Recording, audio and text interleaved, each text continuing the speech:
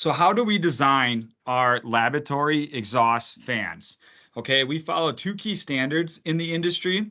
The first standard is going to be ANSI Z9.5, which states the discharge velocity. So the air coming out the top of these fans needs to be moving at a minimum of 3,000 feet per minute. Okay, again, that kind of comes back to, we don't want any possibility of reentrainment back into makeup air systems or having this air coming back down into the general public too soon. And having this 3,000 feet per minute minimum allows us, to stay on that safe side. Okay. Generally, when it comes to these laboratory exhaust systems, you'll see 4,000 feet per minute, 4,500 feet per minute or whatever. Most of the time it is a decent amount higher than 3,000 feet per minute, but 3,000 feet per minute is usually, the industry standard on this. And again, just because we know it's safe, we know it works, anything below 3,000 feet per minute, that's when, once you start lowering your outlet velocity, that has a direct effect on your plume height. So the lower the velocity, the lower the plume height, which creates that possibility of, possible reentrainment, back into those makeup air systems, or, the possibility of this exhaust coming down a little bit too soon and, being introduced back into the general public. So expanding on ANSI Z9.5, ANSI Z9.5, again, has been the standard for the longest time, but this standard now is actually changed in the industry.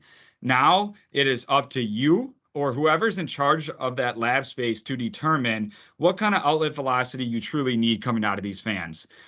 Again, most manufacturers are still going to recommend 3,000 feet per minute, but if you can get away with a little bit lower velocity, why would you not do that, right? These fans, as everybody knows, are energy hogs. They take a lot of energy to run. So, if you can go at 2,500 feet per minute or 2,000 feet per minute, everyone wants to jump on that if possible, okay? Because you're saving energy and still being able to maintain, your targeted plume height.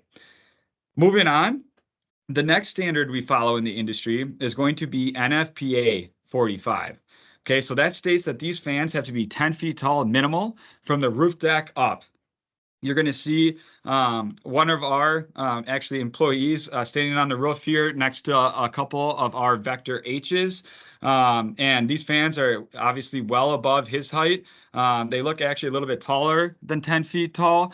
The reason why we need to have, a 10-foot tall minimal is because we don't want someone walking up on that roof, and having the ability to stick their hand, their face, or whatever other body part over these fans, okay? Because as we talked about before, generally whatever these fans are exhausting is usually pretty hazardous to the general public and sometimes even deadly. So having these fans at 10 feet tall kind of eliminates the possibility of any worker on that roof coming in contact with that exhaust.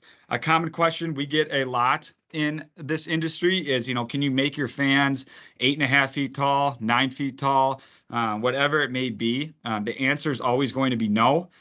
We always want to stick to that 10-foot tall minimal. And again, that's our standard. Most of the time, these systems are much taller than that, but that is usually what we like to stick to.